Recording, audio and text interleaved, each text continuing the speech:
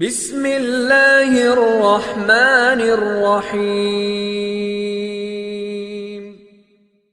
میرے پیارے آقا صلی اللہ تعالی علیہ وسلم کے پیارے دیوانوں، بڑی پیاری حدیث، ساری حدیثیں بڑی پیاری ہیں، لیکن یہ حدیث حاصل گفتگو ہے، اسے غور سے سنیے، آپ غور سے سنیے۔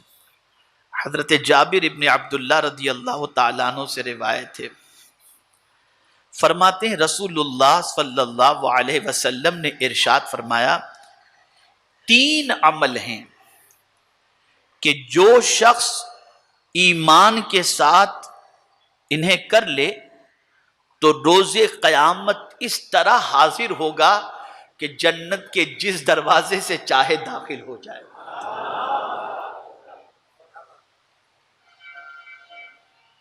جس دروازے سے چاہے۔ اب وہ 3 عمل آپ سنیے، اور پھر مزید آگے حضور نے فرمایا، اور جنتی حوران سے جتنی حوران بہشتی ہیں ان میں سے جس سے چاہے وہ نکاح کر لے۔ یہ بھی پروردگار کے پیارے حبیب صلی اللہ علیہ وسلم کا ارشاد ہے۔ اب خدا کی قسم سنو اور پھر ذرا اپنے ایمان کو پختہ کرنے کی کوشش کرو، ذرا اسے غور سے سنو۔ آقا کریم صلی اللہ علیہ وسلم نے ارشاد فرمایا، وہ اعمال میں سے پہلا عمل کون سا ہے؟ سرکار نے 3 عمل کی بات کی نا، کہ جو ایمان کے ساتھ یہ 3 عمل کرے گا جنت کے جس دروازے سے چاہے وہ داخل ہو جائے۔ اب ان اعمال میں سے پہلا عمل کون سا؟ سرمایہ داروں، تاجروں، دولت مندوں، ذرا غور سے سنو۔ میرے آقا صلی اللہ علیہ وسلم نے ارشاد فرمایا، جس کسی نے کسی مسلمان کو مشکل کے وقت چھپا کر قرض دیا۔ کیسے قرض دیا؟ چھپا کر قرض دیا کہ اس کی عزت نفس مجروح نہ ہو، اس کی عزت نفس مجروح نہ ہو، تو اب سرکار فرماتے ہیں کہ وہ جنت کے جس دروازے سے چاہے داخل ہو جائے۔ ایک قرض مانگنے والا آپ کے پاس آیا اور آپ نے خاموش، لے جاؤ بھی تم رکھو یار، جب بعد میں دیکھیں گے، اس طرح سے نہیں یار یہ لے، کب دے گا کیا نہیں، آپ کے پاس اللہ نے دیا ہے اور سامنے والا بہت مشکل پوزیشن کے اندر ہے، اور آپ نے اس کی عزت نفس مجروح رکھو نا یار، تم ابھی ضرورت ہے نا، تم کو رکھو بعد میں دیکھ لیں گے، تم لو ابھی تمہارا کام پورا کرو۔ آپ نے تو یہ کر دیا، اب اس سے پوچھو کہ آپ کے اس کرنے پر اس کا دل کتنا خوش ہوا۔ نفسیات کے اعتبار سے آپ صرف سوچو کہ اس کا دل کتنا خوش ہوا ہوگا۔ ارے ایک مومن کا دل خوش ہو جائے تو مولا خوش ہو جاتا ہے، اس کے حبیب خوش ہو جاتے ہیں۔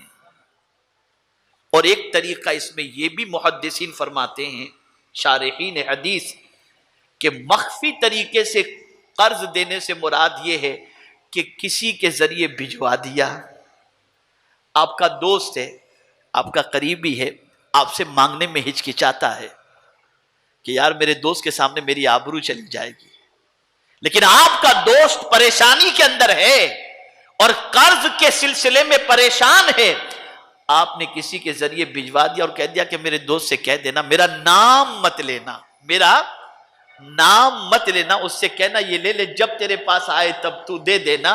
تو اب یہ چھپا کر آپ نے اسے قرض دیا، آپ نے تو اسے قرض دیا، مولا نے جنتی عطا فرما دیا، مولا نے جنت۔ یہ ہے، اس اسلام کو سیکھو۔ بہت سیکھ چکے نماز، روزہ، حج و زکات، اور سیکھنا بھی چاہیے، اور اس کی عظمتوں کا کیا کہنا، لیکن حضور صلی اللہ علیہ وسلم یہ کب فرما رہے ہیں؟ نماز فرض نہیں ہوئی اس سے پہلے فرما رہے ہیں، اسے سمجھو آپ۔ جن چیزوں نے لوگوں کو اسلام کی طرف مائل کیا ان میں سے یہ بھی ایک چیز تھی کہ ہم مسلمان ہوں گے تو مسلمان ہماری مدد فرمائے گا اور ہماری پریشانی کو دور فرمائے گا۔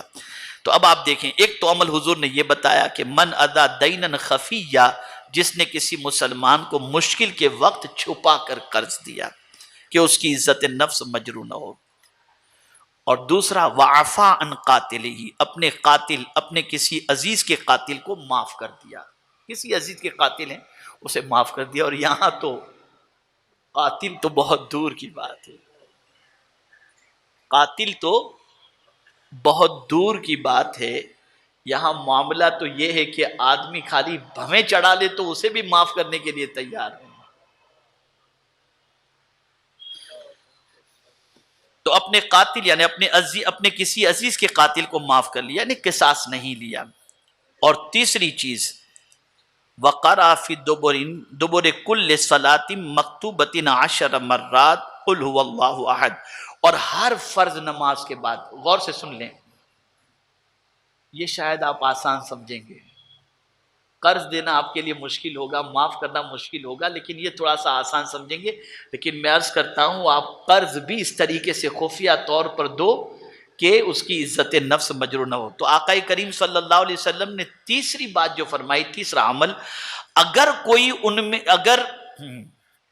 اور ہر فرض نماز کے بعد 10 مرتبہ قل هو اللہ احد پڑھ لیا کرو. یعنی اگر کوئی شخص ہر فرض نماز کے بعد 10 مرتبہ سورہ اخلاص پڑھ لے تو اللہ تعالیٰ اسے بھی بغیر، یعنی اسے بھی جنت کے جس دروازے سے وہ چاہے گا داخل فرمائے گا. لیکن صدیق اکبر کا کیا کہنا، وہ پوچھنے میں کوئی کسر نہیں رکھتے تھے اور وہ چاہتے تھے کہ حضور کی امت جتنی زیادہ سے زیادہ جنت میں چلی جائے بہتر ہے.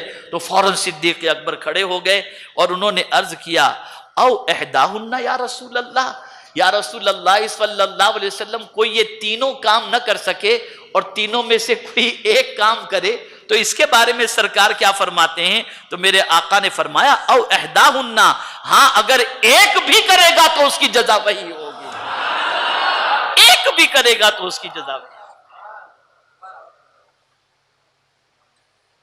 آپ ذرا سوچو